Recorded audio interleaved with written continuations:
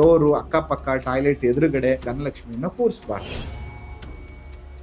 ದಕ್ಷಿಣಾಭಿಮುಖವಾಗಿ ಕೂರಿಸಿದ್ರು ಕೂಡ ನಿಮಗೆ financially problem ಬರುತ್ತೆ. ಮಹಾಲಕ್ಷ್ಮಿ ಪೂಜೆ ಮಾಡುವಾಗ ಬರೀ ಮಹಾಲಕ್ಷ್ಮಿ ಪೂಜೆ ಮಾಡಿದ್ರೆ ವರ್ಕೌಟ್ ಆಗಲ್ಲ.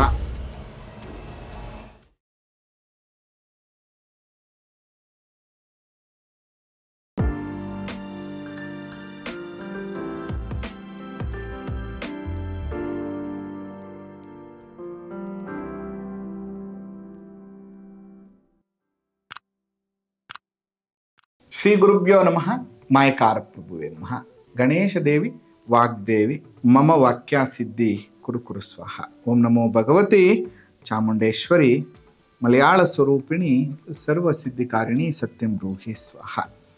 ಆರಾಧ್ಯ ದೈವನಾಗಿರುವಂಥ ಮಲೆ ಮಾದೇಶ್ವರರನ್ನ ಮನದಲ್ಲಿ ನೆನೆಯುತ್ತಾ ವಿದ್ಯಾಗುರುಗಳ ತಂದೆ ತಾಯಿಯ ಪಾದಾರವಿಂದಗಳಿಗೆ ನಮಸ್ಕಾರವನ್ನು ಮಾಡ್ತಾ ಜಗದ್ಗುರು ಪಂಚಾಚಾರ್ಯರನ್ನ ಬಸವಾದಿ ಶರಣರನ್ನ ಮನದಲ್ಲಿ ನೆನೆಯುತ್ತಾ ನನ್ನೆಲ್ಲ ಪ್ರೀತಿಯ ವೀಕ್ಷಕ ಬಂಧುಗಳಿಗೆ ಒಂದಷ್ಟು ವಿಚಾರಗಳನ್ನು ಇವತ್ತು ತಿಳಿಸ್ಕೊಡ್ತೀನಿ. ನೀವು ಚಾನಲ್ನ ಸಬ್ಸ್ಕ್ರೈಬ್ ಆಗಿಲ್ಲ, ಫಾಲೋ ಮಾಡಿಲ್ಲ ಅಂದರೆ ದಯವಿಟ್ಟು ಮಾಡಿ. ಅದರ ಜೊತೆಗೆ ವಾಸ್ತು ಪ್ರಕಾರ ಧನಲಕ್ಷ್ಮಿ ಪೂಜೆ ಅನ್ನುವಂಥದ್ದು ಬಹಳ ವಿಶೇಷವಾಗಿ ಈ ಬಾರಿ ಧನಲಕ್ಷ್ಮಿ ಪೂಜೆ ನೋಡಿ. ಅಕ್ಟೋಬರ್ 19ನೇ ತಾರೀಕು ನೀರು ತುಂಬುವಂತಹ ಹಬ್ಬ. ಅವತ್ತು ಧನತ್ರಯೋದಶಿ ಅಂತೇಳಿ ನಾವು ಆಚರಣೆಯನ್ನು ಮಾಡ್ತೇವೆ. ಅದೇ ರೀತಿ 20ನೇ ತಾರೀಕು ನರಕ ಚತುರ್ದಶಿ ಮತ್ತು ಧನಲಕ್ಷ್ಮಿ ಪೂಜೆ. 21ನೇ ತಾರೀಕು ದೀಪಾವಳಿ ಅಮಾವಾಸ್ಯೆ ಇರುವಂಥದ್ದು, 22ನೇ ತಾರೀಕು ಬಲಿಪಾಡ್ಯಮಿ ಇರುವಂಥದ್ದು ಮತ್ತು 23ನೇ ತಾರೀಕು ಯಮದ್ವಿತೀಯ ಇರುವಂಥದ್ದು. ಇಲ್ಲಿ ಧನಲಕ್ಷ್ಮಿ ಪೂಜೆ ಇದೆಯಲ್ಲ, ಅದು 20ನೇ ತಾರೀಕೆ ಮಾಡ್ಬೇಕು ನೀವು. 20ನೇ ತಾರೀಕು ನರಕ ಚತುರ್ದಶಿ ಇರುತ್ತೆ, ಬೆಳಗ್ಗೆ ಅಭ್ಯಂಗ ಸ್ನಾನವನ್ನು ಮಾಡ್ತೀವಿ. ಅದಾದ್ಮೇಲೆ ರಾತ್ರಿ ಅಮಾವಾಸ್ಯೆ ಶುರುವಾಗಿರುತ್ತಲ್ಲ, ಅದರಿಂದ ಧನಲಕ್ಷ್ಮಿ ಪೂಜೆಯನ್ನು ಮಾಡಬೇಕು. ಇಲ್ಲಿ ಧನಲಕ್ಷ್ಮಿ ಪೂಜೆಯನ್ನು ಮಾಡುವಂಥ ಸಂದರ್ಭದಲ್ಲಿ ನೋಡಿ, ಸಮುದ್ರ ಮಥನದಿಂದ ರೀಬರ್ತ್ ಆಗಿದೆ ಅಂದರೆ ಮತ್ತೆ ಹುಟ್ಟಿದ್ಲು ಮಹಾಲಕ್ಷ್ಮಿ ಅವತ್ತಿನ ದಿನ. ಅದಕ್ಕೋಸ್ಕರ ಅವತ್ತಿನ ದಿನ ಲಕ್ಷ್ಮಿಯನ್ನ ಪೂಜೆ ಮಾಡಿದ್ರೆ ವಿಶೇಷವಾಗಿರುವಂತಹ ಫಲಗಳು ನಿಮಗೆ ಪ್ರಾಪ್ತಿ ಆಗ್ತದೆ.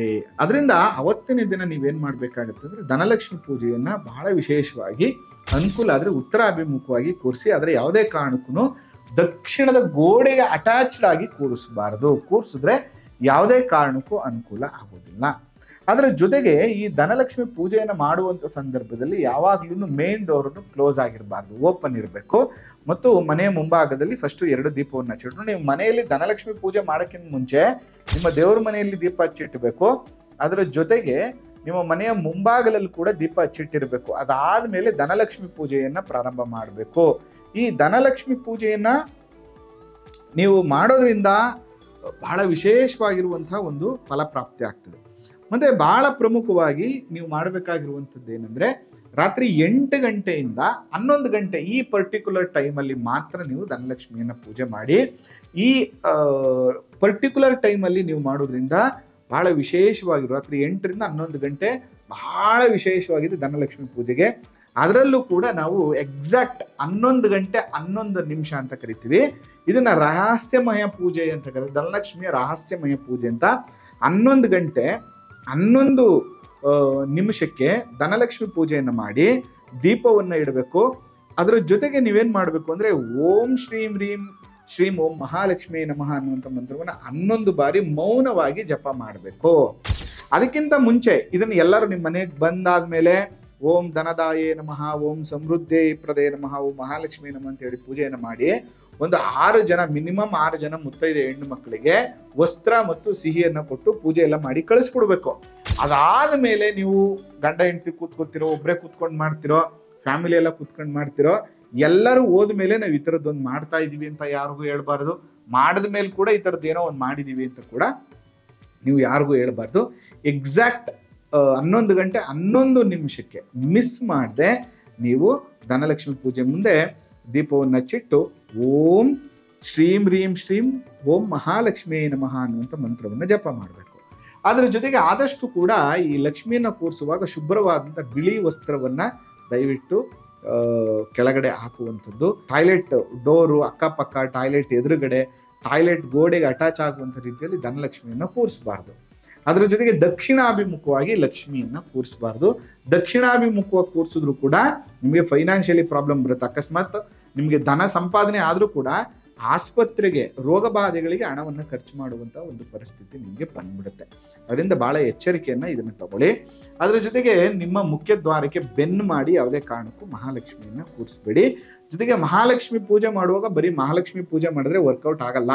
ಮಹಾಲಕ್ಷ್ಮಿಯ ಅಷ್ಟೋತ್ತರದ ಜೊತೆಗೆ ನಾರಾಯಣ ವಿಷ್ಣುವಿನ ಸ್ತೋತ್ರವನ್ನು ಕೂಡ ನೀವು ಅಲ್ಲಿ ಜಪವನ್ನು ಮಾಡಬೇಕಾಗ್ತದೆ. ಇದನ್ನ ಬಹಳ ಮುಖ್ಯವಾಗಿ ನೀವು ಗಮನಿಸ್ಕೊಳ್ಳಿ. ಅದರ ಜೊತೆಗೆ ಧನಲಕ್ಷ್ಮಿ ಪೂಜೆ ಮಾಡುವಂಥ ಸಂದರ್ಭದಲ್ಲಿ ಮುತ್ತೈದೆಯರ ಪೂಜೆ ತುಂಬಾ ಒಳ್ಳೆಯದು. ಅಥವಾ ಬಾಲಕಿಯರ ಅಂದ್ರೆ ಚಿಕ್ಕ ಮಕ್ಕಳು ಋತುಮತಿ ಆಗದೇ ಇರುವಂಥ ಮಕ್ಕಳನ್ನ ಕೂಡ ನೀವು ಲಕ್ಷ್ಮಿ ಸ್ವರೂಪದಲ್ಲಿ ಮಾಡುವಂಥದ್ದು. ಅಥವಾ 6 ಜನ ಮುತ್ತೈದೆಯರಿಗೆ ಪೂಜೆಯನ್ನು ಮಾಡಿ ಬಾಗಣವನ್ನು ಕೊಡುವಂಥದ್ದು ಕೂಡ ಬಹಳ ವಿಶೇಷವಾದಂತಹ ಫಲವನ್ನು ನಿಮಗೆ ಪ್ರಾಪ್ತಿಯಾಗಿ ಕೊಡ್ತದೆ. ಬಹಳ ಮುಖ್ಯವಾಗಿ ಇಲ್ಲಿ ಧನಲಕ್ಷ್ಮಿಯ ಪೂಜೆ ಜೊತೆಗೆ ನೀವು ಮಾಡಬೇಕಾಗಿರುವಂಥದ್ದು ಏನಂತಂದ್ರೆ, ನಿಮಗೆ ಲಕ್ಷ್ಮಿ ಯಾವುದು? ಎಕ್ಸಾಂಪಲ್, ನೀವು ಕಬ್ಬಿಣದ ಕೆಲಸ ಮಾಡ್ತಾ ಇದ್ದೀರಾ, ವೆಹಿಕಲ್ದು ಮಾಡ್ತಾ ಇದ್ದೀರಾ, ಬುಕ್ಕು ಸೇಲ್ ಮಾಡ್ತಾ ಇದ್ದೀರಾ, ಅಥವಾ ನೀವು ಏನೋ ಒಂದು ಕ್ಯಾಮ್ರಾ ವರ್ಕ್ ಮಾಡ್ತಾ ಇದ್ದೀರಾ, ಡಿಜಿಟಲ್ ವರ್ಕ್ ಮಾಡ್ತಾ ಇದ್ದೀರಾ, ಅಥವಾ ನೀವು ಕನ್ಸಲ್ಟೆಂಟಾ, ಅಥವಾ ನೀವು ಟೀಚರಾ, ಇಲ್ಲಿ ಪ್ರಮುಖವಾಗಿ ನಿಮ್ಮ ಧನದ ಮೂಲ ಯಾವುದು, ಯಾವ ವಸ್ತು ಅನ್ನೋದನ್ನ ತಿಳ್ಕೊಂಡು ಅದನ್ನ ಕೂಡ ಧನಲಕ್ಷ್ಮಿ ಅಂತೇಳಿ, ಅಕಸ್ಮಾತ್ ನೀವು ಕಳಶ ಇಡಕ್ಕಾಗಿಲ್ಲ, ಇನ್ನೊಂದೇನೋ ಮಾಡೋಕ್ಕಾಗಿಲ್ಲ, ಇಟ್ ಈಸ್ ನೋ ಪ್ರಾಬ್ಲಮ್.